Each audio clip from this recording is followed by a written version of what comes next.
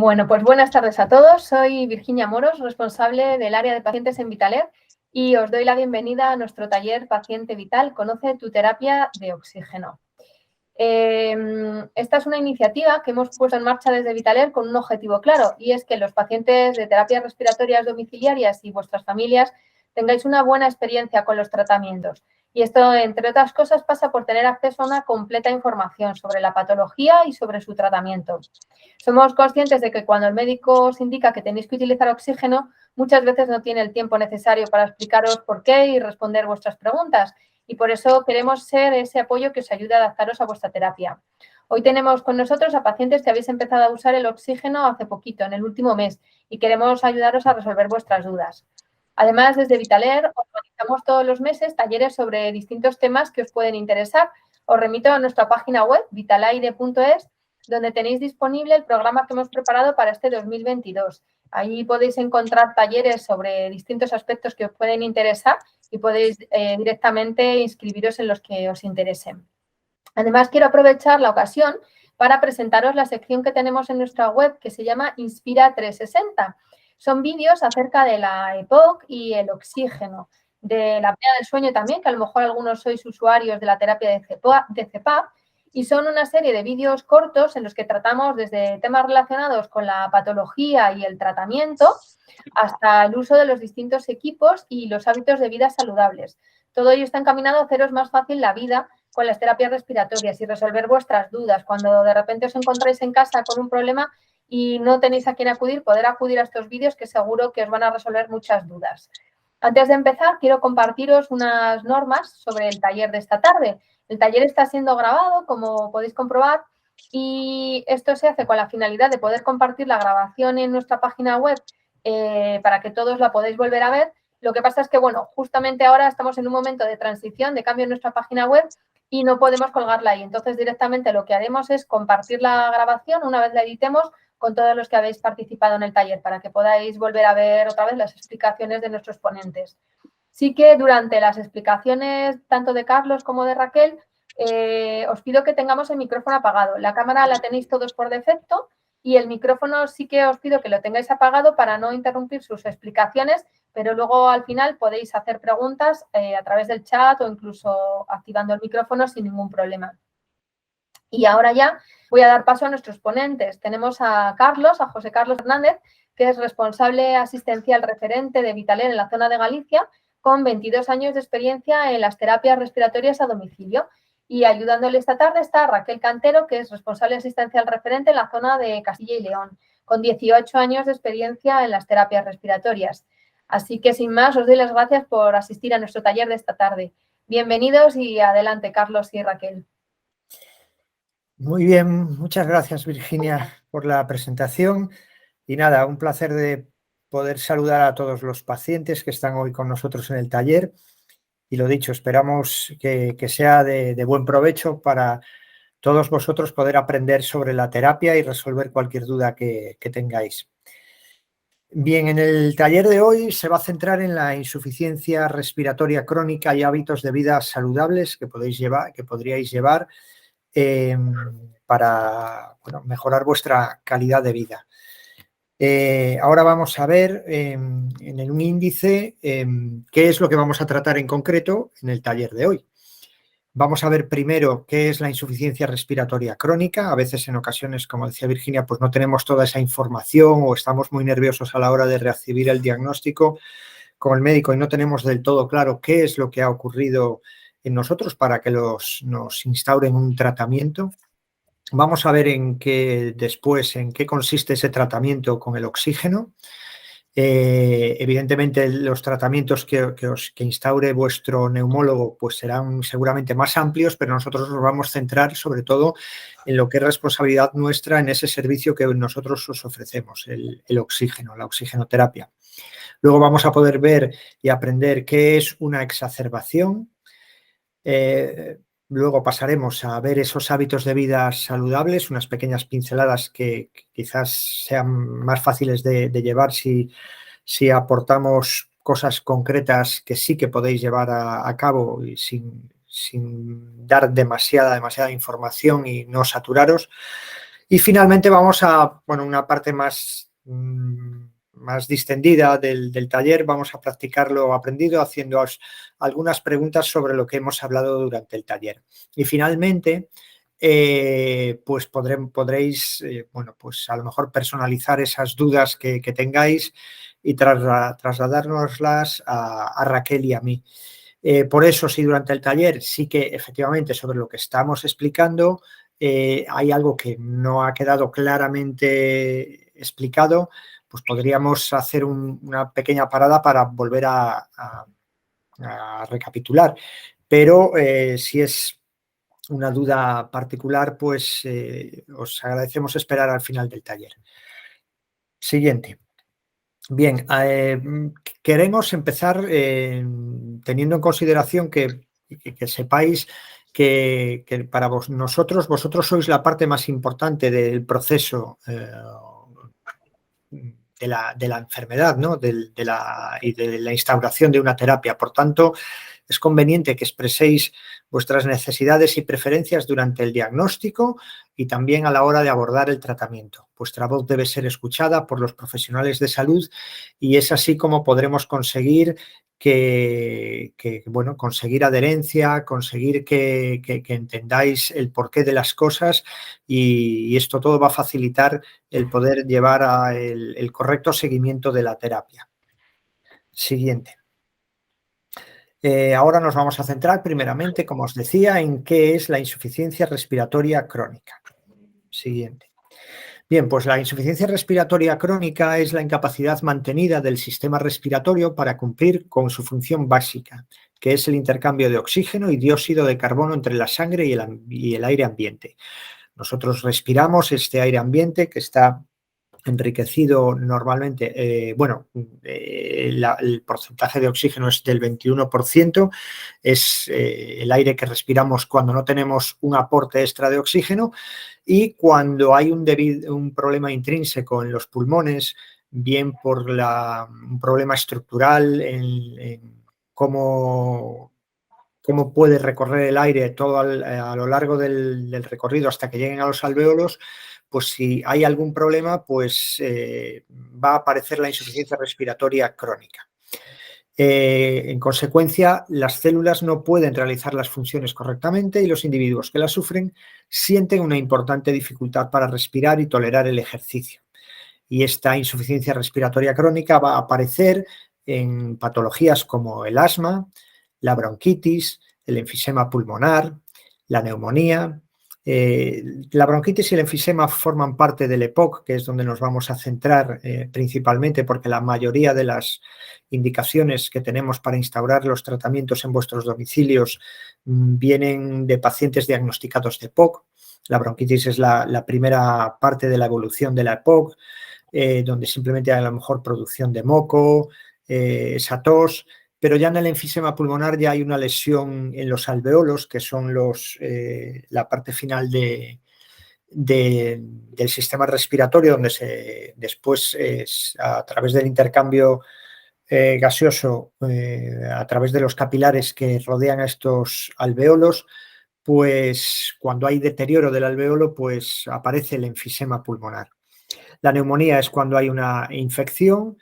COVID-19 es una variante de las neumonías, ya creo que ya todos la tenemos muy presente, desgraciadamente por la pandemia que hemos sufrido recientemente, y ya hay que tenerla en consideración dentro de los diagnósticos que precisan oxigenoterapia. Y luego están enfermedades que afectan a la mecánica ventilatoria, donde el pulmón está bien, pero no se ventila correctamente por problemas a lo mejor en la musculatura, problemas en cómo llega la señal del estímulo nervioso que provoca la movilidad de los músculos que hacen que entre y salga el aire de nuestros pulmones. Y bueno, la mayoría de las insuficiencias respiratorias crónicas están relacionadas, como os decía, con el EPOC y será donde nos vayamos a centrar un poquito más. Siguiente.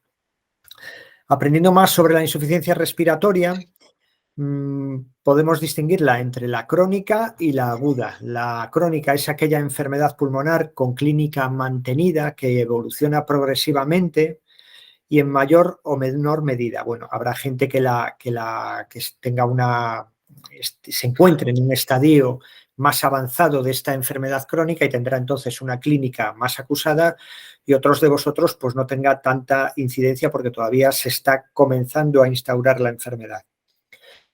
Y luego está por otro lado la insuficiencia respiratoria aguda, que es una enfermedad pulmonar grave de aparición abrupta que evoluciona rápidamente en personas sanas o incluso en una insuficiencia respiratoria crónica que se agudiza.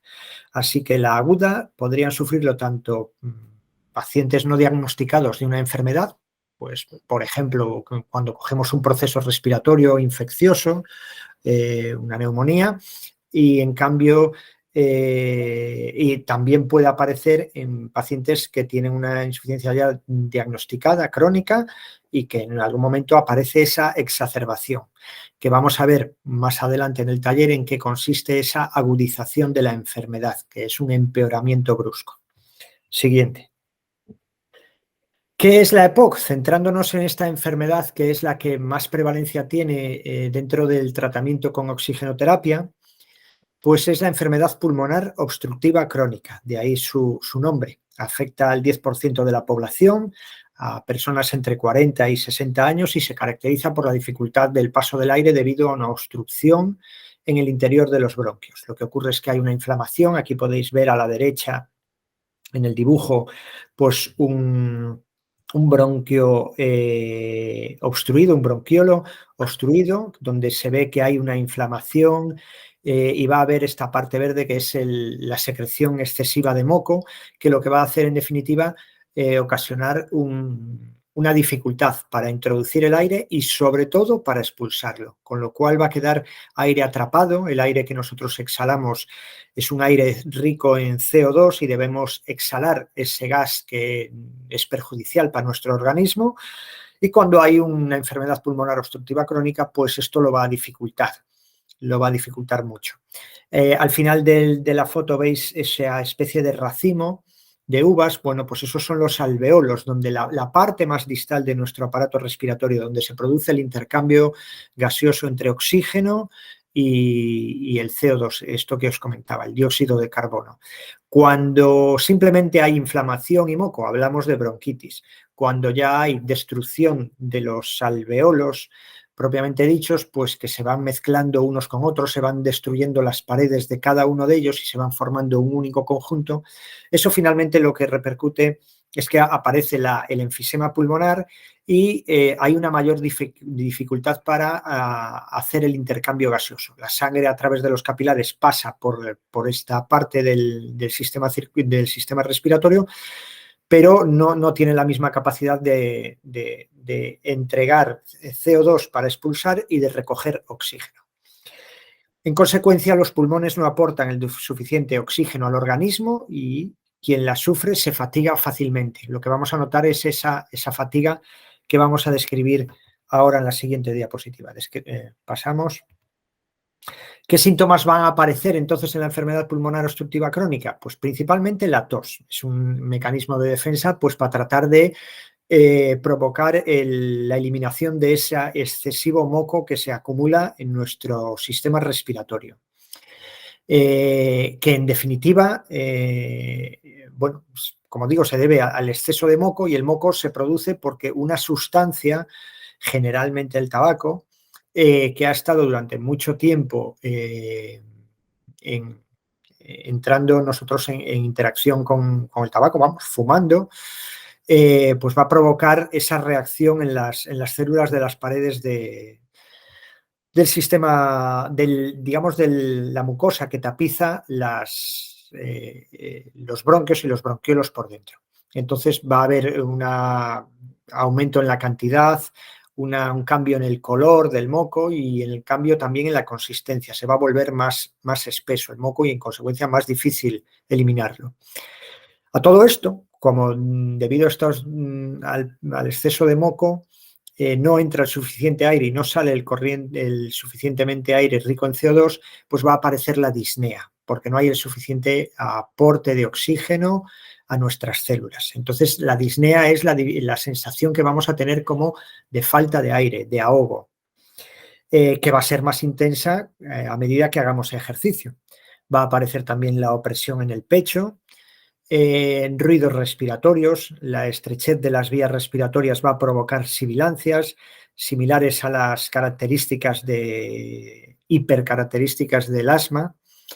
En consecuencia va a aparecer pérdida de peso, puede haber falta de energía y bueno, pueden también darse casos de ansiedad y depresión porque se entra en un círculo vicioso en el que uno comienza a hacer cada vez menos ejercicio, a querer enfrentarse menos a la actividad física por esa dificultad a la hora de respirar, esa sensación de ahogo que nos oprime y ni siquiera hay ganas de comer, se pierde peso y en definitiva es un deterioro general de la condición física y la calidad de vida del paciente. Siguiente. ¿Qué causas lo provocan? Bueno, pues principalmente como causa número 1 tenemos que decir que está el tabaco. Bien sean pacientes activos o pasivos. Ahora, gracias a Dios, a la ley antitabaco, pues bueno, en el futuro no se desarrollarán pacientes seguramente pasivos, ¿no? Que han estado expuestos al tabaco sin ser fumadores en primera persona. Pero sí que seguirán aquellos que sigan consumiendo vamos, pues algo tan perjudicial como es el tabaco, que poco a poco va provocando el EPOC. La exposición también al aire contaminado puede ser otra causa de que aparezca la enfermedad por exceso de exposición al polvo, el humo de la combustión de la biomasa. Muchos pacientes mayores nuestros fueron gentes que durante mucho tiempo estuvieron en las zonas rurales muy cerca de una chimenea, respirando los humos que emitían. Luego ahora también está muy presente la contaminación ambiental. Por ahí seguramente habrá un empeoramiento, ¿no? Porque cada vez nuestro aire es peor y bueno, sí, esperemos que en el futuro se tomen medidas para revertir esa situación, si no el EPOC tendrá una importantísima prevalencia en la humanidad, en todos nosotros. Luego está el contacto con ciertas sustancias químicas, generalmente en el ambiente laboral, pues por ejemplo los trabajadores que pintan nuestras casas o en diferentes fábricas que están expuestos a ciertas exposiciones químicas. Luego infecciones bacterianas, víricas recurrentes, bueno, gente que tenga mayor facilidad para unos sistemas de defensa más bajos de lo habitual y que periódicamente, o sea, frecuentemente tengan infecciones, resfriados, catarros, neumonías. Y luego hay otro componente que puede hacer desarrollar la enfermedad en menor medida, pero no es por exposición a ninguna causa exógena, sino que lo que ocurre es que hay un déficit de una proteína fundamental para que ese moco que que todos nosotros podemos en algún momento determinado formar en nuestro aparato respiratorio, pues si falta esta proteína, la alfa-1 antitripsina, hace que ese moco no se elimine correctamente y acaba ocasionando también una enfermedad pulmonar obstructiva crónica. Siguiente. ¿Qué tratamiento? Llegados a este punto decimos, bueno, bien, conocemos qué es la enfermedad, qué causas la ocasionan y ahora vamos a ver cuál sería el tratamiento de elección. Bueno, ahora mismo para el tratamiento con el EPOC y generalmente en muchas insuficiencias respiratorias, pues aún no existe una cura para ello, pero se puede controlar la progresión de la enfermedad y tratar la sintomatología. Con ello vamos a hacer que no sea tan perjudicial para nosotros y que no provoque una clínica tan acusada. ¿Qué debemos hacer primeramente? Pues eliminando la principal causa que provocan los EPOCs, como os he dicho, es dejando el tabaco. Y es algo que a lo largo del taller no vamos a cansarnos de repetirlo porque somos conscientes a través de muchas de las interacciones que tenemos con los pacientes de que algunos pues siguen fumando y esto debería revertirse. Es la primera medida que debemos, por motivos, bueno, primeramente de seguridad, porque también es un riesgo con la oxigenoterapia y el tabaco, y porque para mejorar nuestra salud debemos eliminar la causa que lo provoca. Luego debemos seguir el tratamiento indicado por el médico, eso por supuesto. Como os decía, habrá otro tratamiento, un tratamiento farmacológico instaurado, aunque nosotros nos vamos luego a centrar principalmente en la oxigenoterapia. Debemos cambiar el estilo de vida, aumentar la actividad moderada. No se trata de tratar de ser ahora un nuevo atleta a una edad ya avanzada, sino de no mermar nuestra condición física en estos momentos, como os decía, porque sabemos que se puede entrar en ese círculo vicioso que os detallaba al principio del taller. Debemos vacunarnos para prevenir las infecciones respiratorias y sus consecuencias. Serán de gran ayuda para revertir todos los procesos infecciosos y que nuestro organismo esté preparado. Las vacunas lo que hacen es preparar, entrenar a nuestro sistema inmunitario para vencer a cualquier microorganismo que trate de entrar y colonizarnos.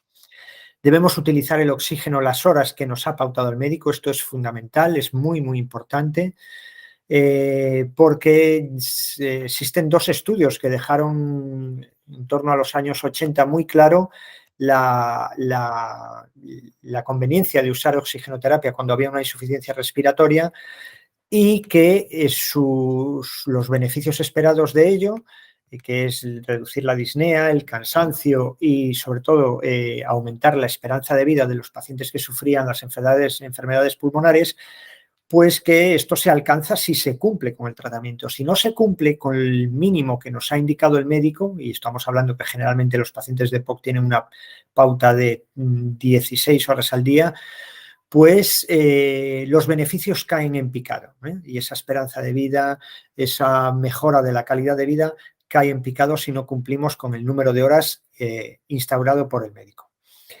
Debemos conectarnos a la ventilación mecánica en el caso de que haya sido también prescrita con el médico. Cuando hay una insuficiencia respiratoria global que cursa con hipoxemia, o sea, con déficit de oxígeno en sangre, y con hipercapnia, que es el exceso de CO2 en sangre, pues también seguramente algunos de vosotros, no sé si será el caso de los pacientes que hoy estáis aquí con nosotros, pues puede que tengáis también ventilación mecánica, que es, bueno, se necesita una ayuda a mayores de un equipo que va a proporcionar presión positiva, y el oxígeno se une junto con esta presión positiva que se recibe a través de una mascarilla que se ciñe alrededor de la nariz y la boca, y se recibe tanto el aire ambiente con esa presión instaurada por el médico como con el oxígeno. Bien, siguiente. Vamos ahora a centrarnos entonces en el tratamiento con el oxígeno. Siguiente. ¿Qué es la oxigenoterapia domiciliaria? Bueno, pues consiste en la administración de un flujo determinado de oxígeno para corregir su déficit en sangre. Como os decía, nosotros cuando respiramos aire ambiente al 21%, pues conseguimos alcanzar unos niveles óptimos de oxígeno en sangre, pero si hay una insuficiencia respiratoria, esto no va a poder ocurrir. Y entonces necesitamos la ayuda de oxígeno que favorezca que no aparezca la disnea y que ese intercambio gaseoso sea en las proporciones adecuadas a nivel de los alveolos. El oxígeno es un medicamento, hay que tenerlo en cuenta, es un medicamento igual que cualquier prescripción farmacológica que os indica vuestro médico, en la que se insiste siempre muchísimo que se debe cumplir el tratamiento de inicio al fin y no dejarlo a medias. Pues como es un medicamento el oxígeno, debemos cumplir tal cual nos indica nuestro médico la pauta. Entonces ese flujo de oxígeno y ese número de horas al día de tratamiento deberíamos respetarlo. Es muy importante. También nos va a indicar el prescriptor qué fuente se ajusta mejor al perfil del paciente. Y esto vamos a verlo ahora, os lo vamos a explicar un poquito en las siguientes diapositivas. Y que, por supuesto, insistimos que para usar el oxígeno es obligatorio dejar de fumar. Siguiente.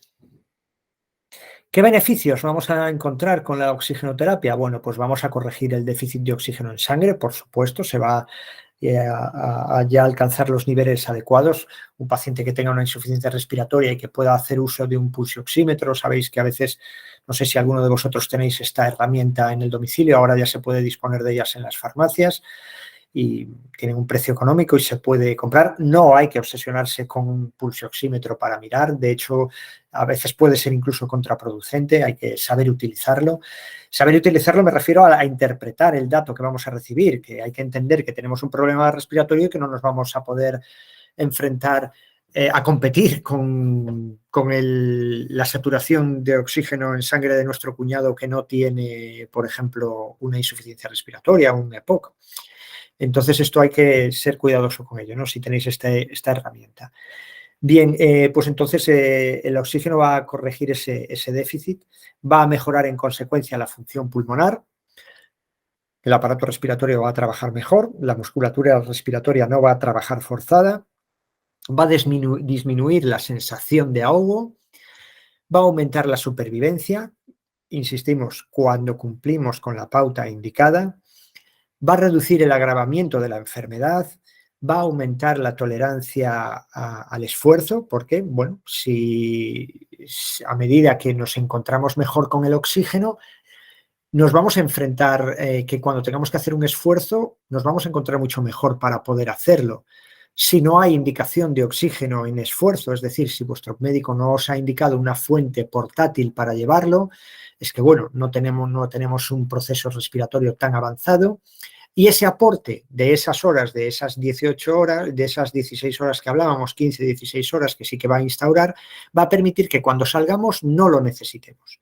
Pero allí, en aquellos donde también en esfuerzo se necesita, pues sí que habrá que llevarlo en todo momento, tanto cuando estamos en el domicilio en reposo como al caminar, porque ahí será donde el paciente verá una grandísima diferencia que gracias a ese aporte de oxígeno en la deambulación va a poder enfrentarse a las actividades, bueno, con moderación, por supuesto.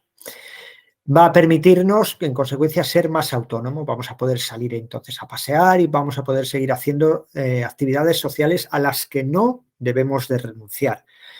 Quizás a otros niveles, en otras medidas, en otros tiempos, en otras situaciones, que también os vamos a describir después, pero, por supuesto, el tener una prescripción de oxigenoterapia, tanto solo en reposo como en reposo o en esfuerzo, o solo en esfuerzo, no es un motivo para que dejemos de hacer vida social y las actividades que antes habitualmente hacíamos, de ver a la familia, de ir a quedar con amigos, con los vecinos, en el parque, lo que sea.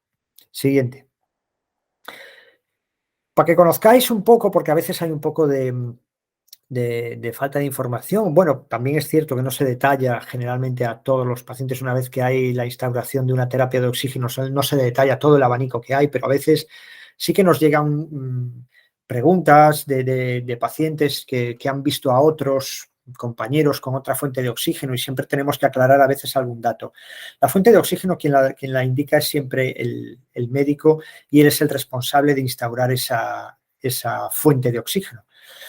Nosotros os explicamos que hay demandantes de oxígeno en reposo, demandantes de oxígeno en esfuerzo y demandantes de oxígeno en reposo y en esfuerzo. Y ante ello existen diferentes tipos de fuentes. Están las botellas, que ya generalmente están en desuso, se usan generalmente solo para las cefaleas en racimo, son pacientes que tienen crisis de dolores de cabeza muy, muy fuertes y que solo les alivia un aporte de oxígeno muy, muy elevado. Y gracias a Dios estos episodios son muy concretos, muy singulares, muy de vez en cuando. Y entonces, bueno, la fuente de elección siempre tiene que ser la botella, porque es la que puede llegar a esos niveles de oxígeno que necesitan estos pacientes. Es cierto que todos vosotros seguramente, aunque no seáis un paciente de este perfil, que seáis un paciente de EPOC o de alguna otra insuficiencia respiratoria, dispongáis de una botella en vuestro domicilio. Esa es la botella que llamamos de apoyo, es la botella que para que en caso de que tengáis otro tipo de fuente eléctrica y ante un corte de corriente es la fuente a la que tenéis que recurrir. Por eso, siempre que haya un corte de corriente y hayáis hecho uso de ella, debéis revisar el nivel de carga, para eso nuestro personal técnico os enseñará cómo hacerlo, revisar la carga para ser previsores y en caso de que se haya ido la luz en una, dos ocasiones o tres y ya la botella esté con una presión baja de oxígeno, advertirnos para que nosotros vayamos a reponer esa botella. Luego hay otra fuente que también es oxígeno en un depósito, que es el tanque de oxígeno líquido. En vez de estar en estado gaseoso, está en estado líquido. Lo que se hace es que se baja la temperatura del oxígeno a menos 183 grados y entonces pasa del estado gaseoso al líquido. Esto nos permite que a través de un depósito que es mucho más grande ya que una botella, pero debido a este estado del gas, nos permite poder disponer de una fuente de oxígeno muy amplia, es decir, de muchas horas que podríamos disponer el oxígeno, porque a medida que se va calentando poco a poco se va pasando a gas, y así, pues para pacientes con altísima demanda es a quien estaría indicado este tipo de fuente. O también cuando hay oxígeno en deambulación y las otras alternativas han fracasado. Por eso veis ahí donde pone tanque más mochila de oxígeno líquido. A la derecha hay un pequeño depósito que es a modo de bandolera y que permite cargarse en el tanque principal, se carga y el paciente puede deambular con oxígeno. Pero insisto, como digo, no es la fuente primeramente de elección cuando hay oxígeno en deambulación, pues porque el paciente está sometido a riesgos de quemaduras criogénicas. Siempre, a pesar de que insistimos mucho en la formación de los pacientes, y generalmente todos están bien instruidos, pero bueno, la falta de confianza o en algún momento se comete algún tipo de error, y como se maneja oxígeno a menos 183 grados, pues puede haber alguna quemadura por frío. Y raro es el mes que no se reporta algún paciente que ha sufrido algún tipo de estas quemaduras. Entonces, en cuanto a la seguridad, no es la fuente de elección.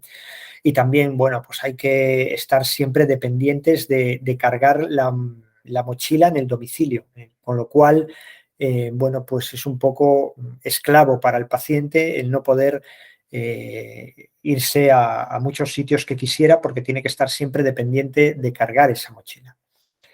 Luego tenemos en el centro el concentrador estático, que independientemente de la fuente que haya indicado el médico, es la que vamos a tener para el uso de oxígeno en el domicilio, a no ser que haya una altísima demanda de litros, como os decía antes, que tendríamos que recurrir al tanque de oxígeno líquido o a las botellas. Pero por eso es la fuente de elección indicada por SEPAR. Es la más segura para todos, permite cierta movilidad porque, aunque son unos equipos que, bueno, pesan un poco, pero sí que los familiares de los pacientes tienen facilidad para poder bajarlo en un ascensor y cargarlo en un coche e ir a una segunda residencia que se tenga, y permite cierta movilidad. Por supuesto, en el domicilio se puede pasar gracias a sus ruedas de una habitación a otra y es muy versátil en ese sentido y muy seguro. Por eso es la fuente de elección. Y cubre hasta 5 litros por minuto en continuo. Y la inmensa mayoría de las prescripciones de oxígeno se encuentran en este rango de acción. Incluso hay algunos modelos de alto flujo que podrían llegar hasta los 8 o 9 litros. Y luego están a la derecha, veis los dos, las opciones de fuente portátil, que es el concentrador portable y el concentrador portátil. El portable le llamamos a aquel que es un poquito más grande, que permite tanto disponer de oxígeno en flujo continuo como a pulsos. A pulsos es cuando el aparato detecta vuestra respiración y emite un bolo, como una cantidad de oxígeno determinada cuando vosotros inspiráis. Y los concentradores portátiles son más pequeñitos, son más versátiles para manejarse, y ambos modelos pues, pueden cargarse allá donde vayamos. Una vez que se agotan sus baterías, pues pueden enchufarse de nuevo a la corriente y permiten una mayor movilidad al paciente, y son mucho más seguros que el oxígeno líquido, porque simplemente hay que manejar una botonera donde vamos a programar los litros o pulsos indicados por el prescriptor. El único inconveniente que tienen, que bueno, que sus baterías se agotan y a medida que son más pequeñitos, sus baterías son más pequeñas y su duración es menor. Pero siempre se puede aportar una segunda batería en caso de que para pacientes concretos donde la batería no llegue, y poder mejorar vuestra calidad de vida en ese sentido para la hora de hacer actividades sociales que necesiten más autonomía de los dispositivos. Siguiente. Ahora me gustaría dejar claro que la elección de la fuente de O2 es siempre el prescriptor el que la indica, y lo va a hacer en función al perfil del paciente. pero sobre todo va a buscar que garantice la correcta oxigenación tanto durante el reposo como durante el esfuerzo. Es decir, nadie indica un equipo pues porque sea más bonito, porque sea más pequeño. Primeramente, se debe hablar con el paciente, la entrevista es fundamental. Y luego hay que valorar ciertos parámetros que hay que ver en qué estado y qué necesidades tiene el paciente, en qué estado de evolución está la enfermedad para poder tomar una decisión. ¿Qué va a valorar el médico? Pues la seguridad y la capacidad para manejar la terapia por parte del paciente. Paciente que no pueda manejar unas botellas, que no pueda manejar un oxígeno líquido con seguridad, pues no debería indicársele esta fuente. La necesidad también se va a valorar de oxígeno o no en esfuerzo para saber si vamos a tener que disponer de una fuente portátil o no. El resultado de la titulación. La titulación es como llamamos al test de marcha, a una prueba que se hace en el hospital, alguno de vosotros a lo mejor la habéis realizado, en la que se os somete a caminar por un pasillo con el oxígeno, acompañados del oxígeno, para determinar cuál es el flujo correcto que consigue mantener una buena oxigenación en vuestros tejidos a través de la ayuda del pulsosímetro que os coloca la enfermera a lo largo de la prueba. Bien, también se van a tener en cuenta los hábitos de desplazamiento del paciente, la frecuencia con la que se mueve y hace sus salidas, si hay una segunda residencia o no, si va a hacer viajes frecuentemente, porque el oxígeno portátil dentro del portátil, el concentrador portátil, el pequeñito, el eléctrico, es el único validado, por ejemplo, para viajar en avión. Los otros dispositivos no se pueden llevar. Y luego también, pues finalmente es coger toda esta información y sumar qué dispositivo cubre mejor las necesidades y en las ocasiones qué combinación de fuentes sería la correcta, ¿no? Porque hay veces que habrá que llevar la botella de apoyo, el concentrador estático para cuando se está en el domicilio y se está en reposo, y el concentrador portátil para cuando deambulamos, en caso de que lo haya necesidad de ello para el esfuerzo. Siguiente. Oxígeno. Perdón, no. Bueno, ahora vamos a hablar de seguridad con el oxígeno. Es muy importante que sepáis y aprendáis a manejar con seguridad la terapia. Para ello vamos a recurrir a uno de los vídeos que comentó Virginia al inicio del taller, que es la seguridad con el oxígeno, en el que vamos a poder ver a nuestra compañera Marianne dándoos consejos sobre cómo manejar correctamente la terapia para que nunca ocurra un accidente en el domicilio.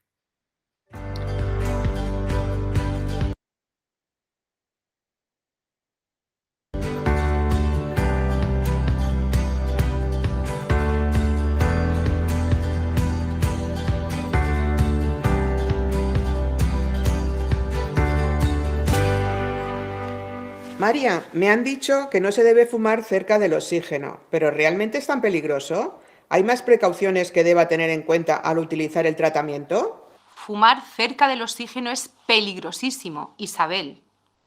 El oxígeno hace que las cosas se quemen mucho más rápido. Es lo que se llama un comburente. El oxígeno medicinal es un medicamento que está sometido a los más estrictos controles de calidad. Es importante tener en cuenta una serie de consignas de seguridad. Ni tú ni ninguna persona debe de fumar o hacer cualquier tipo de llama o chispa en el lugar donde estés utilizando el oxígeno. Si estás en algún lugar con puntos calientes o llamas, por ejemplo, una estufa, una chimenea o tienes una vela en la mesa, debes mantenerte por lo menos a unos 3 metros de distancia. Cuando cocines, extrema las precauciones para mantener el oxígeno alejado de las fuentes de calor como la vitrocerámica o el horno. Eso sí, cocinar con un microondas es seguro. Es muy importante que no aproximes la grasa o el aceite de cocinar al oxígeno, porque pueden reaccionar violentamente y dar lugar a una explosión, un incendio o provocar quemaduras graves. Mantén lejos del oxígeno los líquidos que pueden inflamarse, como por ejemplo los productos de limpieza que contienen aceite, grasa, alcohol u otros líquidos que pueden arder. No se deben de cubrir los equipos de oxigenoterapia con ningún tipo de material, como trapos, ropas, cartones, plásticos o meterlos dentro de ninguna caja o armario. Siempre debemos asegurar que estén en un lugar bien ventilado. Recuerda que los equipos no deben estar a la intemperie, como en terrazas, patios, etc., para evitar que se mojen o estén expuestos al sol y puedan deteriorarse. No debes de utilizar cremas en la cara ni en la parte superior del cuerpo. Como sé que eres coqueta, te recomiendo que uses aloe vera y productos de hidratación faciales libres de aceite. Revisa siempre que el equipo y sus accesorios, como la mascarilla, gafas nasales, cables, están en buen estado. Si, por ejemplo, ves que los cables eléctricos o los enchufes están en mal estado, doblados, pelados, mordidos, no los utilices. Nunca debes manipular los equipos con ningún tipo de herramienta. Debes ventilar periódicamente las estancias donde se emplea oxígeno. Por ejemplo, puedes abrir las ventanas un par de horas al día. Para prevenir situaciones de peligro, instalamos un dispositivo que se llama FireSafe, un cortafuegos, una válvula de seguridad pequeña y ligera que impide la propagación del fuego. Se coloca entre las gafas nasales y la alargadera, y entre la alargadera y otra muy cortita que sale del dispositivo, lo más cerca posible del paciente y según el sentido del flujo del oxígeno. El FireSafe permite reconducir los accidentes relacionados con el mal uso del oxígeno en presencia de fuentes de calor, pero su uso no exime del cumplimiento de las demás consignas de seguridad que hemos estado explicando antes. Otra cosa importante en relación a este dispositivo es su limpieza. Cuando vayas a limpiarlo, recuerda usar una toallita húmeda para limpiar la superficie externa del dispositivo. No sumergirlo para evitar que entre líquido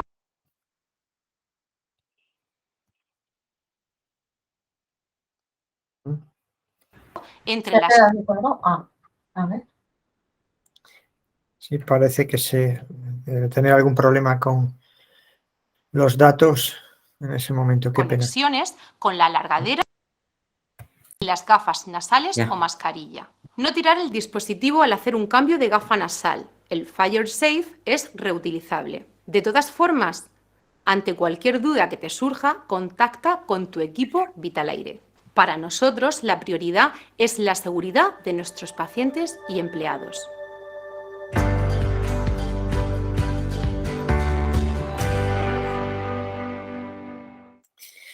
Muy bien, pues como veis, a través de estos vídeos es el clarísimo ejemplo de cómo son nuestros vídeos en el canal Inspira 360, que detalló Virginia al inicio del taller, que tenéis disponible una batería importante de vídeos sobre el EPOC y que os recomendamos ver.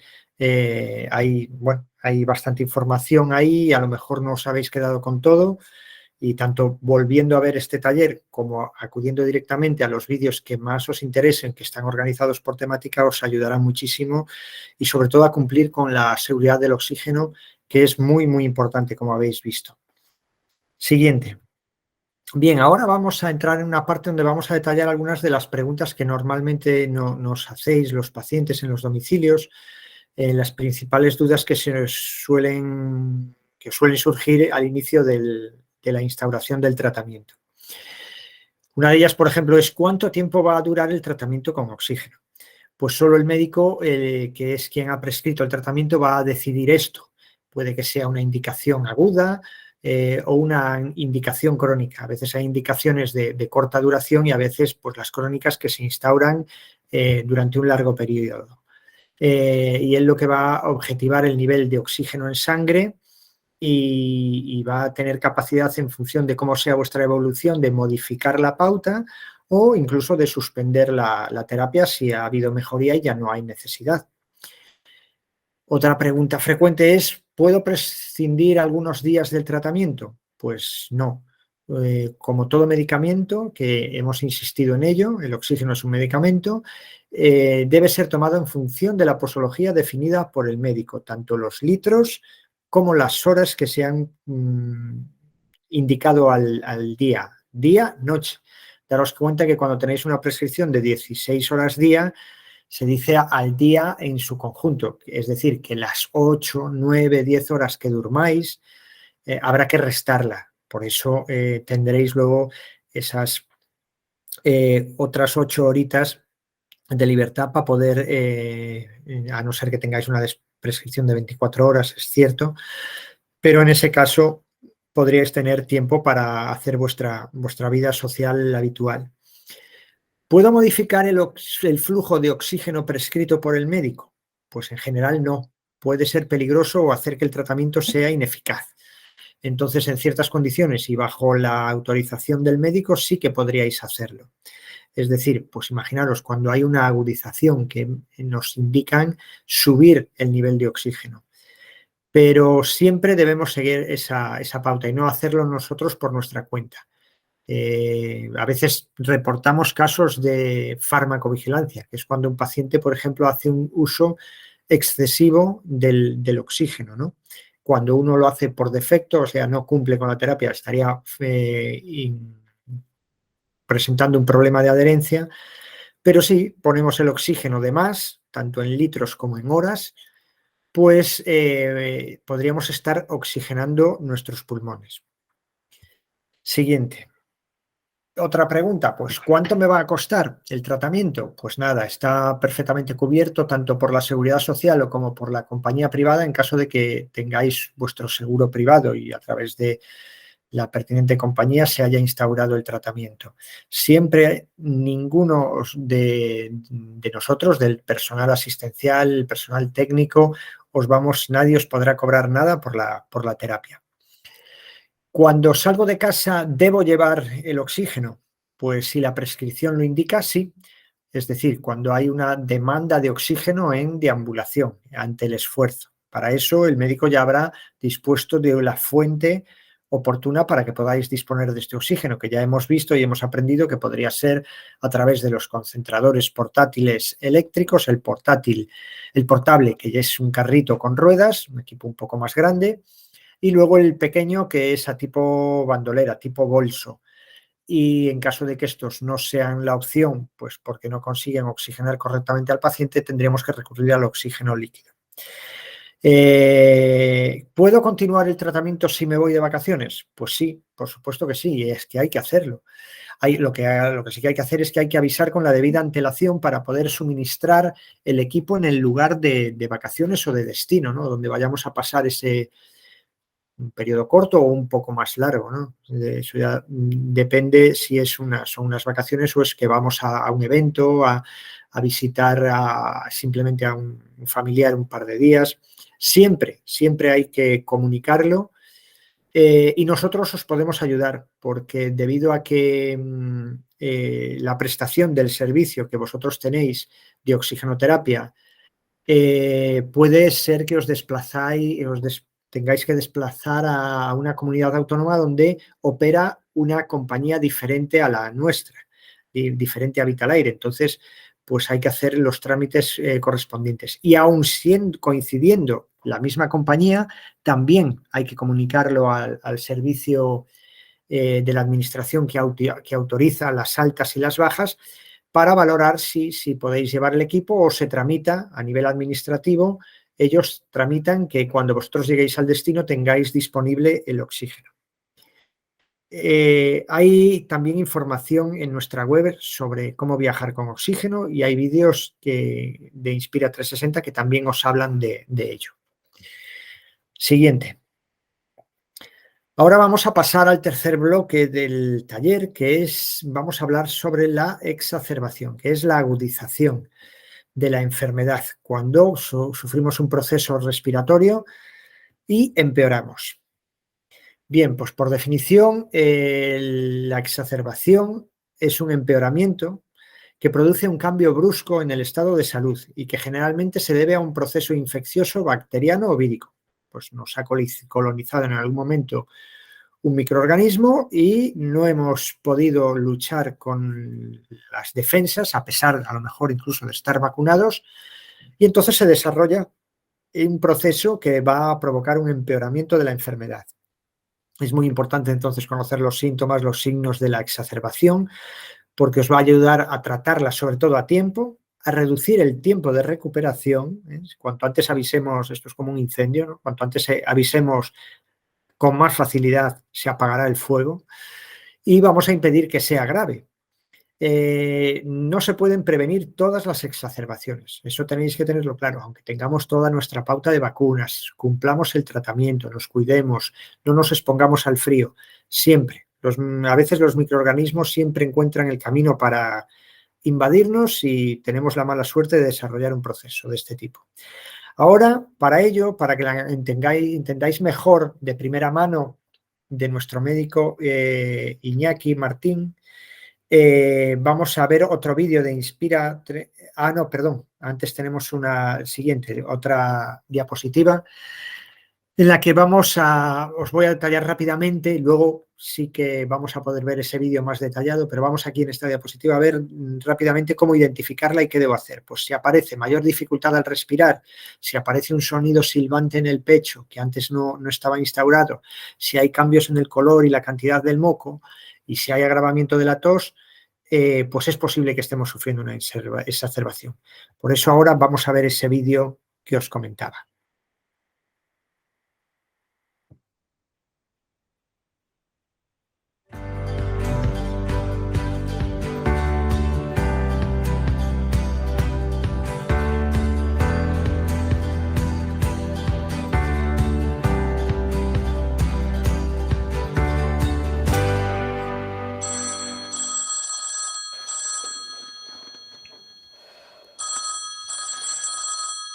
Isabel, ¿qué tal estás? Hola Iñaki. Pues no sé qué decirte. Hay veces que me siento peor a pesar de seguir el tratamiento. No sé si debo preocuparme por los síntomas y acudir al médico. Lo primero, Isabel, es que si tienes dudas, consultes con tu médico. En ocasiones, el funcionamiento de tu aparato respiratorio puede descompensarse por una infección en los pulmones o por otros motivos. Esto es lo que conocemos como empeoramiento o exacerbación. Ahora voy a decirte cuáles son los signos de alarma para que puedas identificar si estás sufriendo una exacerbación y actuar en consecuencia. Si notas más ahogo del habitual, suele ser un indicador de que algo no va bien. Tómate la medicación de rescate, tus sprays sin sobrepasar los límites que te haya indicado tu neumólogo. Quédate tranquila en casa, descansa en posición sentada, algo inclinada hacia adelante.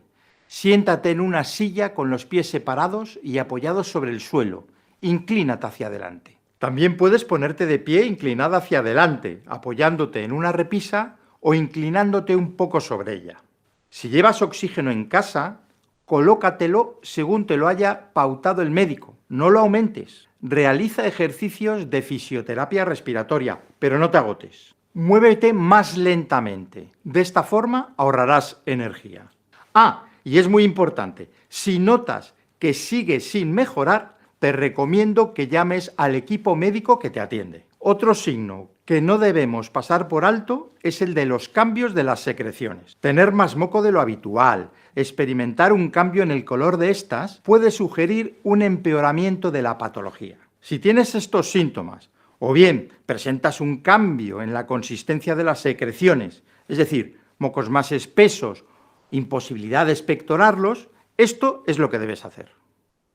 Aumenta la ingesta de agua. Realiza drenaje o limpieza de secreciones, es decir, intenta expectorar. Ponte el termómetro y si tienes fiebre, más de 38 grados, llama al servicio de urgencias. Otro signo que puede manifestar un empeoramiento es la aparición de hinchazón de las piernas, es decir, edemas en los pies. Eleva los pies. Comprueba el color de las piernas. Si el problema no mejora, llama al equipo que te atiende. También deberás acudir a tu médico inmediatamente si tienes dolor, sobre todo si es costal.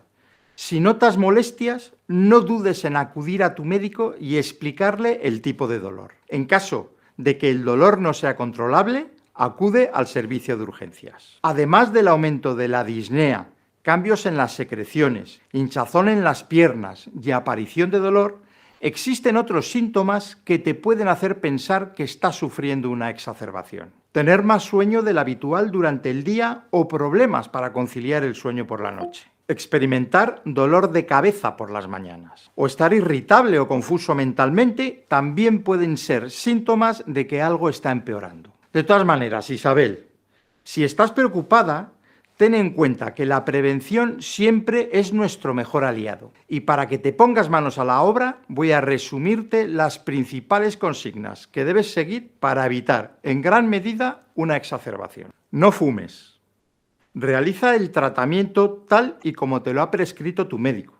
En este sentido, es muy importante que realices la técnica inhalatoria correctamente. Y si tienes dudas, pregunta cómo hacerlo. Si además de la EPOC padeces otras enfermedades como hipertensión o diabetes, debes asegurarte que las tienes bien controladas. Intenta mantener una vida activa con momentos para el ocio y para relacionarte con otras personas, ya que los trastornos de ansiedad y depresión pueden ocasionar un empeoramiento de la enfermedad. Por ello, si experimentas sensaciones como tensión, miedo, angustia, opresión en el pecho o tristeza, apatía, fatiga, etc., debes buscar formas para solucionar el problema.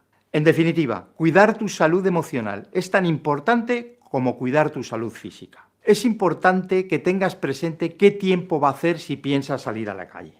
Si hace mucho frío o llueve, si puedes no salgas o sal bien abrigado. Acude a las visitas programadas que tengas con tu equipo médico. Busca apoyo en tu familia. Finalmente, participa en los talleres Paciente Vital que organizamos desde Vitaler. En nuestra web vitaler.es podrás encontrar información sobre los mismos. Son talleres online impartidos por nuestros profesionales, donde compartimos información sobre la terapia. Además, te van a permitir conocer experiencias de otros pacientes en tu misma situación. Estoy seguro que esto te ayudará a gestionar mejor tu enfermedad. Si a pesar de todo, Isabel, tienes que acudir a un hospital para ser atendida, allí te verán médicos que podrán evaluarte clínicamente y además te realizarán una serie de pruebas como una pulsioximetría o una gasometría para conocer la cantidad de oxígeno que tienes en sangre, una radiografía de tórax para ver cómo están tus pulmones y un análisis de sangre. Según los datos obtenidos, el equipo médico decidirá si te puedes ir a casa con un tratamiento y que te controle tu médico de atención primaria o si debes ser ingresada en el hospital. En caso de que sea necesario el ingreso, cuando vuelvas a casa debes cuidarte mucho, Isabel. Toma la medicación que te haya mandado tu equipo médico. Es posible que sea distinta a la que estabas tomando y cumple con tu tratamiento de oxigenoterapia. Con eso, poco a poco te irás encontrando más fuerte.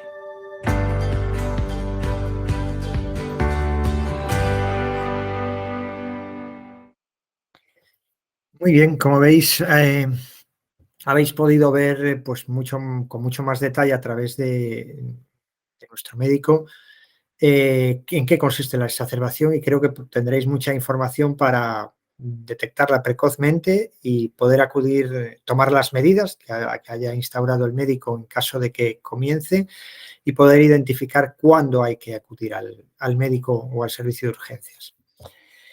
Ahora vamos a seguir con el siguiente módulo, el módulo final, el de los hábitos de vida saludables.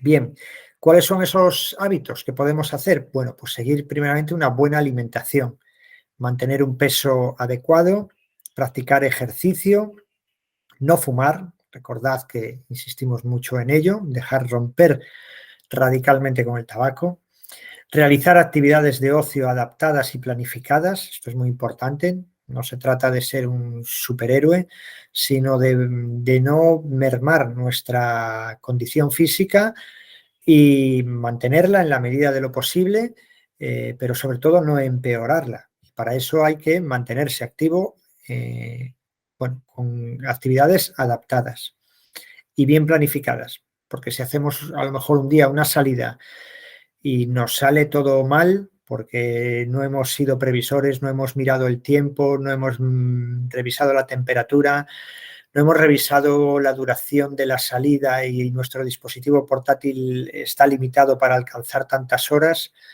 de autonomía y no tenemos, por ejemplo, en un portátil donde enchufarlo, pues tendremos un problema. Esa experiencia habrá salido mal y no querremos tener más adelante otras y entonces caemos en el error de dejar de hacer actividad física. Debemos llevar una buena higiene del sueño. Esto lo que quiere decir es que debemos respetar los horarios, cumplir estas premisas que se deben seguir para descansar correctamente en cuanto a la temperatura de la habitación, el acostarnos a las horas adecuadas, no trasnochar, respetar esas 8 horas de sueño y luego seguir también pautas de higiene para prevenir las infecciones, ¿no?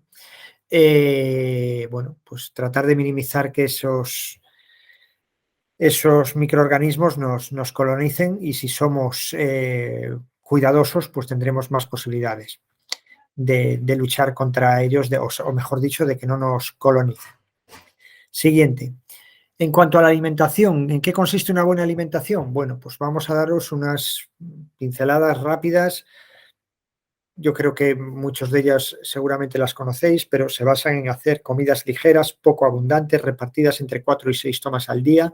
Daros cuenta que tenéis una dificultad para respirar. Quizás nosotros, los que no tenemos un EPOC, nos cuesta. A una persona que no tenga EPOC le puede costar entender que pueda tener que enfrentarnos a una situación como la de comer a veces cuando hay un EPOC acusado, pues puede ser compleja y hay que entenderlo. Entonces, por eso es mejor tomar esas 4 o 6 comidas ligeras al día que van a facilitar que no nos fatiguemos. Debemos tomar líquidos en abundancia. Daros cuenta que vais a secretar mucho más moco del habitual y para que ese moco se elimine, esté fluido y sea fácilmente eliminable, pues el aporte de agua va a ser fundamental. Pero eso sí, si no hay una contraindicación médica, pues por el hecho de que haya una retención de líquidos, cuando hay un cor pulmonale, cuando pues no funciona correctamente el corazón y no ayuda a que el gasto cardíaco sea el correcto y que no se acumule sangre en las extremidades inferiores y también la retención de líquidos en extremidades inferiores. No debemos consumir alcohol, no es un amigo de la enfermedad. Debemos prevenir el estreñimiento. Para ello hay que aumentar la fibra, tomando más frutas, verduras, cereales integrales. Debemos evitar los fritos, son grasas que no son saludables. Debemos comer despacio y sentado, no tiene que ser un mal trago el tener que comer, para eso esta recomendación. Si al comer aparece la disnea es mejor tomar una dieta blanda, fácil de masticar, insisto que a veces puede ser un proceso ciertamente laborioso cuando hay un EPOC bien instaurado, cuando hay una disnea importante. Y debemos evitar los embutidos como el jamón, el chorizo, el salchichón, ya que aumentan el riesgo de reingresos por agudización de síntomas respiratorios. Estudios recientes lo han demostrado, que los embutidos no son favorecedores en absoluto en los pacientes que sufren de EPOC. Y ahora, siguiente, vamos a también a detallar por qué hay que hacer ejercicio. Para aliviar la sensación de ahogo va a ser importante. Esa pequeña forma que vamos a adquirir si cogemos esos hábitos de hacer, no deporte, pero hacer actividad física a nuestra medida y adaptada a nuestras condiciones, pues vamos a reducir la sensación de ahogo para que cuando tengamos que hacer esfuerzo nos podamos enfrentar mejor a ello. En consecuencia va a facilitar las actividades de la vida diaria, como pasear, asearse, subir escaleras, viajar, y va a mejorar vuestro estado de ánimo. Esa posible depresión en la que podría entrar el paciente, pues ¿cómo revertirla? Pues manteniéndose activo y tratando de hacer la vida lo más normal posible, pero no caer en el sedentarismo y en apoltronarnos en un sofá. ¿Qué recomendaciones para ello, para realizar ejercicio? Bueno, pues debemos usar una ropa cómoda, una postura erguida siempre que hagamos ejercicio, no olvidar el inhalador, porque a lo mejor en el momento dado que hemos salido a dar ese paseo, esa actividad, pues, pues nos sentimos un poco peor, un poco afligidos, puede acusarse la disnea, pues será muy útil el poder utilizar el broncodilatador. Debemos realizar los ejercicios de forma suave y progresiva y realizar los esfuerzos en expiración, porque así nos será más facilitador para hacer el ejercicio. Y debemos hacer, por supuesto, todos los descansos que sean necesarios. No tenemos que competir. Se trata de ir poco a poco, quien pueda más, y quien pueda ir a los poquitos, pues vamos poco a poco descansando, pero eso sí, haciendo siempre algo. Ahora, siguiente, vamos a ver un vídeo, el vídeo final de ejercicios respiratorios con unos pequeños, es un vídeo más corto que donde Marianne nos recomienda y vamos a poder ver cómo la paciente realiza sus ejercicios en domicilio y ante esos días en los que no podemos salir, pues también serán útiles. Sí, adelante, Raquel.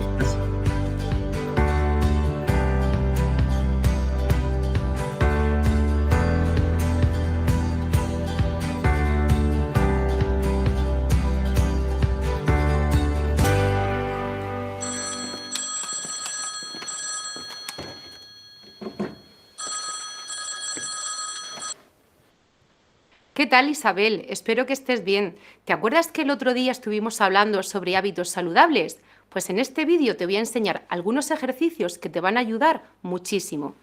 Y antes de que te asustes, Isabel, quiero que sepas que son muy sencillos y los puedes realizar en casa.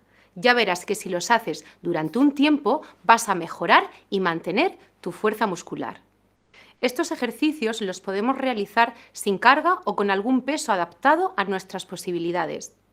Podemos utilizar los elementos que tengamos en casa, latas, botes o mancuernas. Lo importante es que el peso esté adaptado a nuestras posibilidades y que repartamos la carga por igual en ambos lados. Realizaremos el ejercicio con calzado y ropa cómoda y en una superficie antideslizante. Vamos con el primer ejercicio. Vamos a combinar el movimiento de los brazos con el desplazamiento de las piernas. Para ello, llevamos brazos y puños al frente. Abrimos los brazos al tiempo que nos desplazamos a un lateral y recogemos brazos y recogemos piernas. Brazos al frente, abro y recojo. Lo importante aquí es que hagamos un desplazamiento de caderas, una apertura que nos sea cómoda en la que no forcemos. El siguiente ejercicio consiste en combinar la tonificación de los brazos con la elevación de las piernas. Para ello, colocamos los brazos en ángulo recto.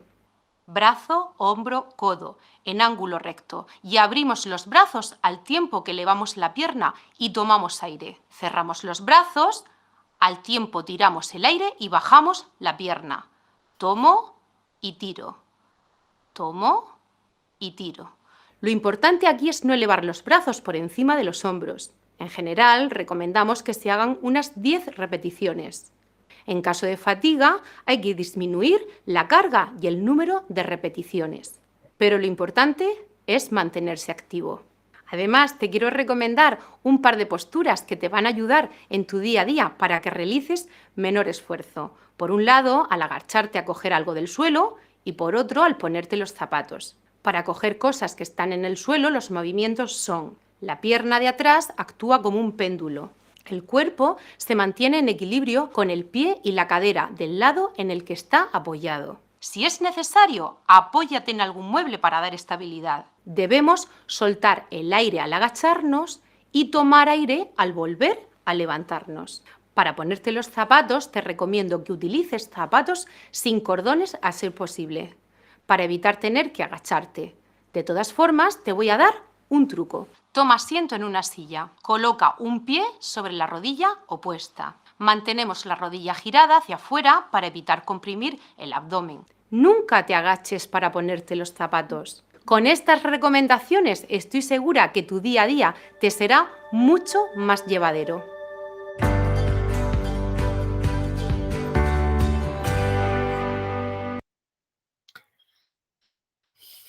Muy bien, pues este es otro de los vídeos a los que podéis recurrir en el canal Inspira 360. Bien, siguiente. Ahora vamos ya con el final, esa parte más distendida del taller, donde vais a poder contar, decirnos a través del chat o bien abriendo el micrófono las respuestas que proceden. Vamos a poneros a prueba, a ver si habéis estado atentos durante el taller. Vamos con la primera pregunta. Bueno, la primera, ¿Cuáles son los síntomas de la EPOC? Hemos nombrado varios y a ver si identificáis algunos de ellos. La 1 sería tos, 2 disnea, 3 producción excesiva de moco o la opción 4 serían todas son correctas. ¿Cuáles creéis que es la respuesta correcta? ¿Alguien se anima en el chat o abriendo el micrófono? Recordad que el micrófono está abajo del todo a la izquierda en esa sucesión de circulitos que tenéis. 1 y 3 y 2. Todas son correctas. Muy bien. Las dos opciones que me habéis dado están muy bien. La 1, 2 o 3 o todas son correctas también. Bien. Muy bien, aprobados. Siguiente. El oxígeno. ¿Creéis que es un medicamento o no? Sí. Sí. Muy bien. En el chat sale un sí, en la respuesta es un sí y correcto. Pues sí, es un medicamento y como tal debemos considerarlo para poder seguir la pauta que ha indicado el médico de inicio a fin. Siguiente. ¿Puedo fumar si estoy en tratamiento con oxígeno? No. No. ¿No?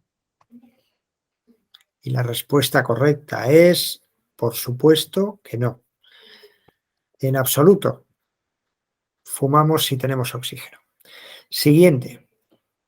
¿Qué debo hacer si creo que estoy sufriendo una exacerbación? Recordamos que es un empeoramiento, una agudización de la enfermedad.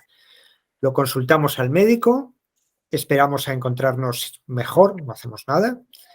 Tomamos algún medicamento por nuestra cuenta a ver si mejoramos o le preguntamos a esa figura que todo lo sabe, que es el cuñado, el sábelo todo. La primera. Sí. Vamos a ver cuál es la correcta.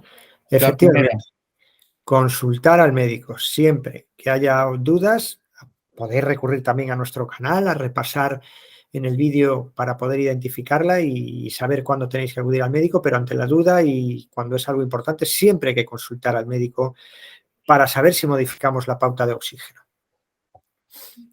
Siguiente. ¿Qué debe hacer? No, esta ya la teníamos. Raquel. Hola. Si no, a ver qué le... Esta es, ¿no? Esta es la correcta, José. Carlos. Vale. Es que ¿Qué hábitos saludables aconseja seguir? Sí, eso correcto. Pasa tan rápido me que había quedado ahí. Perdonadme. No leía que ya habíamos cambiado. Bueno, pues eso. ¿Qué hábitos saludables se aconsejan seguir en el paciente con EPOC? Merendar a diario un bocadillo de chorizo, riquísimo. Pasar la mañana viendo la tele mientras fumo un cigarrito. Hacer ejercicio adaptado a mis posibilidades. Comer de forma saludable o todas son correctas. 3 y 4. 3 y 4. Vamos a ver. 3 y 4, correcto. Muy bien. Aprobadísimos. Vais muy bien, ¿eh? Bueno, no, ya era la última. Eso ya era de nota.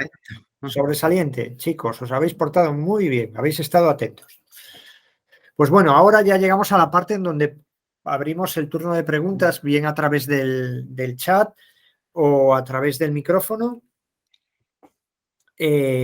Podéis, nada, si ha habido alguna duda con respecto a lo explicado o otra cosa que nos queráis comentar. Yo tengo una duda sobre el concentrador que llevo en la calle. Este le llevo yo en el andador, es muy pequeñito, tiene 3 horas de funcionamiento. Eso, dado el caso, se podría utilizar enchufándolo a la red o perjudicaríamos la batería. Por ejemplo, un día que te vas fuera de casa. Sí, en un momento dado y un momento puntual, sí, pero por costumbre, al final... No, ya sería una excepción, de que te vas, no vuelves. Pero vuelves a dormir. No vuelves a dormir al domicilio, porque yo en el domicilio tengo el concentrador nocturno grande y llevo A ver. 2 meses que Sí. me han pautado el de salir a la calle, que yo llevo un andador, tengo dificultades también para andar y lo llevo en el andador. Es muy pequeñito, tiene una A ver, autonomía de 2 sí, horas. sé cuál más o menos puede ser, pero si va a ser, pues eso, pues un par de horas mientras se te carga o estás ahí pues No. en el domicilio tal, bien. Yo me refería como caso extremo la noche. No, Es que son 7, 8 horas. porque es a pulsos. Perdón, ya. Entonces, No, yo me refería porque no se perjudicara el sistema, la batería. claro, es que por eso, es que no están hechos para la noche, Vale. ¿sabes? O sea, para un momento dado de pues eso, no sé qué decirte, 2 horas, 3 horas que estás en un domicilio o en otro sitio donde lo puedes enchufar y utilizarlo, no pasa nada. Pero si ya son más horas, pues no, porque pensaba, al como te final digo, la batería... pensaba en Una duda. Perdón. Sí, solo únicamente una duda. No sé si lo habías comentado, Juan, si tu indicación es de oxígeno continuo o es de pulsos. Es de pulsos, y la doctora me lo dijo, que Es el me lo pequeño. iba a pautar de pulsos. Porque Es el pequeñito, claro, sí, claro. No. concretamente le llevo como hace 2 meses, no lo llevo. Es que el problema es que no va a funcionar, no va a poder funcionar No, y a correctamente lo el tiro, mejor porque tú al dormir no eres consciente, vas a abrir seguramente la boca, no va a detectarse el pulso y no te va a oxigenar correctamente. me podría Ya está. perjudicar. Vale, Para está. eso. Me queda claro. Si fuese continuo, igual no habría problema para hacerlo puntualmente, pero a pulsos es Ya. como no tener el No, concentrador. este es a pulsos. Claro. Pues entonces, Gracias. de nada. Hola, buenas tardes. Hola, Manuela. Hola, soy hija de un señor que Manoli. tiene el hijo de mi padre, que está aquí a mi lado. Ujú. Y él lleva el tanque más la mochila cuando sale. El problema de mi padre es que tiene traqueotomía. Ujú. Mi padre absorbe el oxígeno líquido a través de la tráqueo. Y mi pregunta es la siguiente.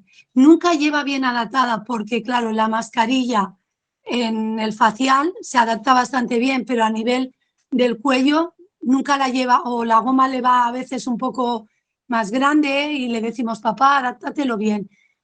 ¿Habría alguna mascarilla adaptada a la traqueotomía o de momento no existe?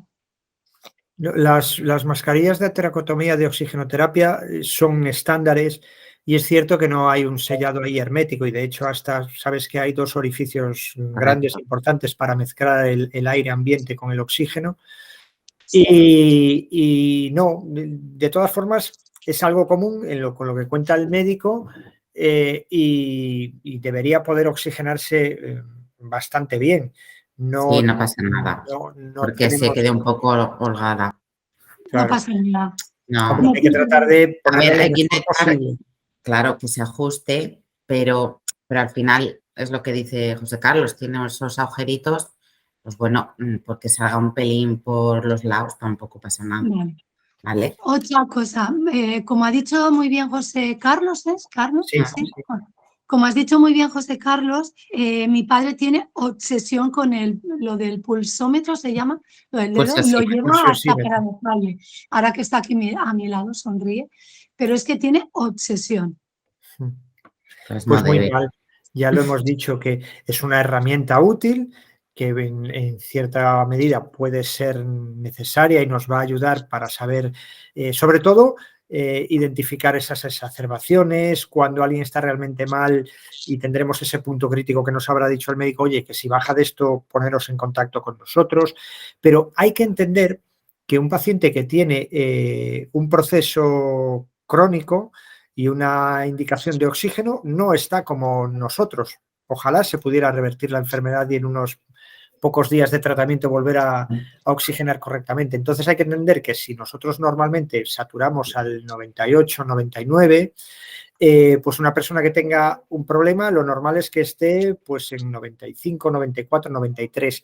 Y si hay una pequeña agudización que no es tampoco como para pensar que estamos realmente muy, muy mal, pues puede haber 2 puntos por debajo. Es evidente que si baja de 90, pues sí, ya tendríamos que ponernos en alerta. Y por supuestísimo, si llegamos a los 85, irnos a un hospital, sí o sí.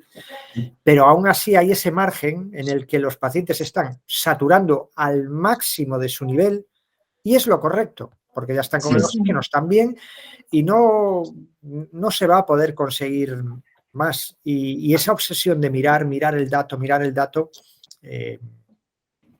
es a veces preocupante, puede ser contraproducente, por supuesto. Sí. Está afirmando con la cabeza que, claro, el que tiene el problema es él, como bien dices tú. Y él satura siempre muy bajo. Yo a veces digo que mi padre es extraterrestre porque él satura muy bajo y... Saturación Sí, basal. es que depende, pero depende mucho, pues eso, de la saturación basal que tenga Sí. y de la enfermedad y todo esto. Luego otra cosa, no sé si hemos oído mal, decíais que había un 21% de oxigenación positivo. Pues en el ambiente. En el ambiente. Sí, pero que había otra, no sé si lo he entendido bien yo, que había como otro aparato o algo así que podría... ¿No? No, igual interpretaste algo mal de lo que Vale. pude decir. No tengo claro a qué te refieres. Sí que nombré el dato del 21%, que es el nivel de oxígeno que hay en el aire ambiente. Lo que estamos respirando ahora nosotros normalmente, que no tenemos un aporte de oxígeno a mayores, lo que está en nuestras habitaciones, en las salas donde estemos. En la calle está siempre al 21%. Y que los pacientes que podían, para compensar la disnea, que necesitaban más en unos niveles, un aporte extra de oxígeno para compensar lo que vale. está entrando. Vale, eso es lo que he entendido mal. Pues lo de la oxigenación en positivo. Vale, muy bien. Muchísimas gracias, muy amable, y gracias por este tiempo vuestro dedicado a los pacientes que ya bastante mal lo pasan. Gracias. No, a vosotros, un placer. ¿Alguien más por ahí? ¿Alguna duda? Hola, buenas tardes. Juan, perfecto, adelante. Mire, yo soy paciente de COVID, tengo COVID persistente, tengo momentos que a lo mejor, pero otros momentos en que no puedo hacer nada. ¿Sabes que hay una asociación de COVID persistente que precisamente está en Andalucía? Una asociación de pacientes, no sé si la conoces. Estoy, bueno, en contacto porque estoy esperando, porque parece ser de que he tenido suerte suerte muy relativamente, al año y medio casi, pues después de tanto luchar para decir, mire usted esto, pues me han mandado terapia respiratoria, pues llevo pues un mes y pico, lo que es la mochilita esta que habéis estado hablando, que por mala suerte el lunes estuve en el hospital haciendo la terapia y como la tengo que estar con oxígeno, pues termino y buena primera veo que la pantalla no me funciona. Bueno, pues estaba allí en el hospital y me llegué y le digo, señorita, mire usted qué me ha pasado. Porque claro, ahí si no te funciona la pantalla, no ves si tiene la batería cargada, a la presión que está el oxígeno. Total, que me dice, bueno, pues no se preocupe que ya... Y la verdad que hoy va un día mal porque me han traído una utilizada porque el cable ha estado súper desagradable. Habrá sido de otra persona porque la que me dieron pues estaba precintada como es normal, porque esto no es una cosa que es agradable de estar utilizando esto, porque cuando uno utiliza el oxígeno es porque te falta la vida, ¿me entiendes? Me he tenido que desinfectar las manos con alcohol porque el cargador me lo han traído liado con un elástico. Ellos me han dicho que sí, que lo desinfectan las cosas, pero una cosa es que desinfecten, pero otra cosa es yo en su caja y me la han traído ahí, pues de aquella manera. Yo a lo mejor comprendo que a lo mejor ha sido por urgencia, pero yo quiero una cosa en condiciones, ¿me entiendes? Porque es para mi calidad de vida.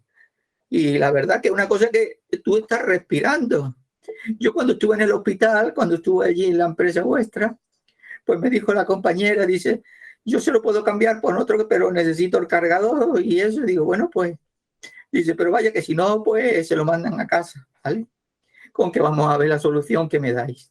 Juan, para tranquilizarle un poco, ahora mis compañeros si no lo complementarán, efectivamente todos nuestros equipos se limpian y se desinfectan pero todas las fungibles, todas las máscaras, las conexiones que lleva usted son desechables, nunca se reutilizan de un paciente a otro. Ya lo sé. No se preocupe, vamos a hacer una cosa, vamos a hablar con nuestros compañeros de allí para asegurarnos que efectivamente todo está en orden. Y voy a aprovechar, como tengo su correo, le voy a mandar el contacto de la Asociación de Pacientes de COVID Persistente, que están en Andalucía, que yo estoy segura que le va a ayudar, porque todo lo que usted está comentando es cierto, que nos lo comentan pacientes con su misma situación.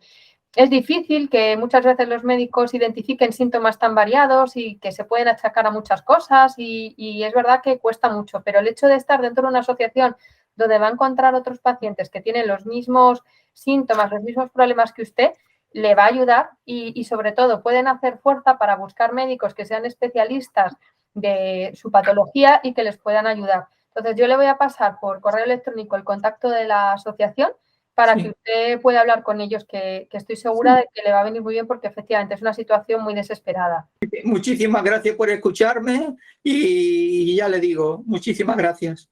Nada, no se preocupe, Juan. Sí, Juan. Mucha suerte, Juan. Vale, Había levantado la mano, perdón. Había levantado también la mano Ana Velasco. Adelante, por favor. Sí, hola, buenas tardes. ¿Me escucháis? Sí. Sí, mira, la consulta es la siguiente. Bueno, yo soy el hijo, mi padre es el que tiene un concentrador de oxígeno y bueno, cuando nos lo instalaron el personal nos dijo que, bueno, hacía ruido la máquina y que lo aconsejable era ponerlo en otra estancia para que, bueno, pudieran descansar el paciente. La pregunta es, pusieron una manguera de 15 metros.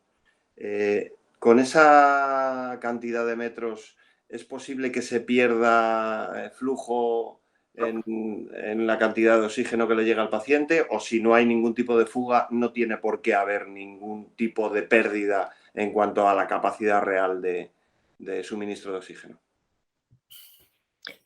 Los 15 metros es el límite máximo que avala SEPAR, que es por donde nos regimos nosotros para seguir los protocolos y procedimientos SEPAR, que es la Asociación de Neumólogos a nivel nacional, donde se publican todas las directrices, recomendaciones, y eso lo llevamos muy a rajatabla y recomendamos no poner más de esos 15 metros, que al final acaban siendo 16, porque la longitud de la gafa y tal.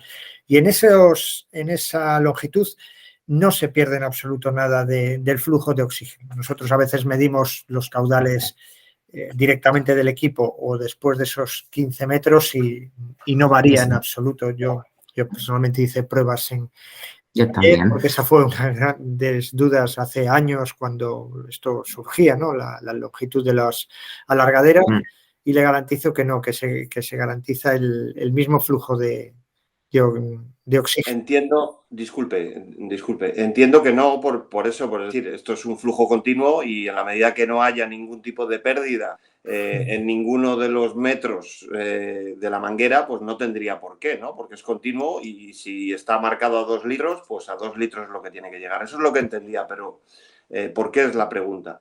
Pues porque, bueno, a mi padre le dieron el alta, le indicaron que era 2 litros y al cabo de 15 días pues se empezó a encontrar mal, vino el médico de urgencia y entonces le comentó que es que claro, eran muchos metros de manguera y que entonces perdía. Por eso le hago la pregunta, porque yo lo mismo que ustedes me están diciendo desde mi ignorancia en temas de estos, entendía lo mismo que me están diciendo y más cuando ustedes dicen, esta es la manguera de 15 metros que es la más larga y es la que entiendo que si la prescriben es porque es posible y porque han hecho todas las pruebas pertinentes para ello. Entonces me sorprendió mucho que dijera, no es que con esto se pierde. Bueno, se pierde no, evidentemente entiendo que es que mi padre tuvo un problema de reinfección, no de reinfección porque fue por COVID, pero no, bueno, ha tenido una recaída y fue por eso, pero no tiene por qué ser por la pérdida del caudal, ¿verdad? En los 15 metros. No. Correcto, habrá sido una coincidencia, pero se avala que hasta 15 metros el flujo no se pierde, porque aparte del flujo el equipo emite una presión Y esa presión sí que se puede ver comprometida si supera a lo mejor, imagínese, pues 20 metros, no puedo decir el dato, pero y por eso el valor de los 15 metros para garantizarlo sí o sí. Perfecto. Entonces nosotros de todas formas, si tuviera alguna duda, cuando nosotros hacemos nuestras intervenciones en domicilio, que, bueno, dependiendo del plan de servicio del care plan de seguimiento que se tenga en una comunidad o en otra, eso es variable, pues se podrá ver en la intervención en domicilio, podrá ver que nuestro personal mide el flujo y el caudal para garantizar que está todo ok. Además, los concentradores poseen unas alarmas internas que si algo falla, se encienden las alarmas correspondientes de error de los dispositivos. Y eso sí que nos ha pasado varias veces, de que a veces hay profesionales que están mal informados y que piensan que eso puede perder. Puede perder si ponemos 30 metros, eso sí, pero con 15 está avalado por la Sociedad Española de Neumología y Cirugía Torácica, que se garantizan los litros y el flujo de oxígeno. Perfecto. Pues muchas gracias, muy amables. Nada. Muy bien, no sé si alguien más tiene alguna pregunta. Si no, aprovecho para indicarles que por correo electrónico les enviaremos un formulario muy cortito, nada, menos de un minuto lo tienen relleno para que nos den su valoración del taller y nos indiquen temas que les gustaría que tratásemos en futuros talleres. Como les decía, la grabación la editaremos en unos días y se la compartiremos para que puedan volver a ver las explicaciones de nuestros ponentes las veces que lo necesiten. Así que, bueno, no sé si Juan por ahí quiere decir algo, que ha abierto el micrófono. Sí, mira, eres Virginia, ¿no? Sí, dígame, Juan. Mira, Virginia, yo he notado, porque yo tengo también el aparato que os he visto en la foto, a lo que ha comentado ahí también la persona que acaba de hablar, que tiene un cable bastante largo, porque yo tengo la máquina en el pasillo para poderme desplazar por mi casa. Y la verdad que yo con el aparatito portátil noto el oxígeno mucho mejor. No sé si es porque es más concentrado que con el aparato fijo. No lo sé. Pero cuando utilizo el portátil noto como como mejor calidad del oxígeno. ¿Y el portátil, Juan, lo tienes a pulsos o en flujo continuo? No es continuo, es como pulso, ¿no? Me da sensación de pulso. Pero por eso lo notas más. Ah, que por eso es. Sí, ¿no? La Porque se emite sí, eso. Sí, una inspiración o un... Cada X segundo echa un pulso. Claro. Es por eso entonces, ¿no? Puede ser El otro, más como es perceptible. continuo, pues tú cuando estás respirando realmente no te das cuenta. Sin embargo, el otro, como la máquina te echa cuando tú haces la inspiración, pues lo notas más, ¿sabes? Hace el ps. Eso. Es por eso. Yo creo. Sí. Vale. Seguro. Yo es que te digo la verdad, el que me trajeron, bueno, el que me dieron en el hospital, el portátil, para mí muy bien, porque me da la vida cuando voy andando, cuando subo alguna escalera, cuando subo una cuesta, pero qué mala suerte lo que he comentado. Esperemos que vuestros compañeros me solucionen el problema. Sí, vamos a ver. sí. Hablaremos con ellos para que se pongan en contacto con usted, Juan. No sé si a lo mejor procedía, Virginia, nuestro taller, si sigue por ahí colgado en la web, el de apoyo psicológico al paciente. Para ayudar a levantar ese ánimo que con tantas experiencias que nos has contado, me imagino que tienes razones de sobra para estar pues con ese hastío, cansado y bueno, desconfiado por mucho de lo que nos dices, pero... Vamos a ver, mira, aparte de eso, es que cuando tú te ves de que lo que yo era antes y ahora te ves de que no sirves, pues la verdad que es que se te viene el mundo encima. Te digo la verdad. Se te viene el mundo encima porque yo digo, pero bueno, ¿y mi vida va a hacer esto así? Y claro, pues la verdad que es desesperante. ¿Me entiendes? Y claro, hay veces que te ven a alguien, pues te veo muy bien. Digo, claro, pero si es que como no voy escayolado, no voy, ¿me entiendes? Pero esto va por dentro. Están por dentro, ¿me entiendes? Sí. Ese es el tema. Pues Por eso mucho te ánimo, digo. Juan. Eso es. Venga, pues muchísimas gracias, ¿vale? Gracias, Juan. Venga. Sí. Manuela, había levantado la mano también. No, buenas tardes. Era porque me demoraba la hora y ya era para despedirme. Me parecía un poco desagradable irme sin decir buenas tardes y muchas gracias. Gracias, Manuela, por A ti. asistir y a su Gracias, padre. Manoli. Chao. Bueno, pues yo creo que, no sé si alguno más quiere preguntar, alguna duda. Si no, lo vamos a dejar aquí y bueno, pues como les hemos comentado al principio, a través de nuestra web tienen información de distintos talleres que pueden consultar y tienen la sección de los vídeos específicos que seguro que también les pueden venir muy bien. Hay algunos de apoyo psicológico en concreto que seguro que en ciertas situaciones pueden serles muy útiles.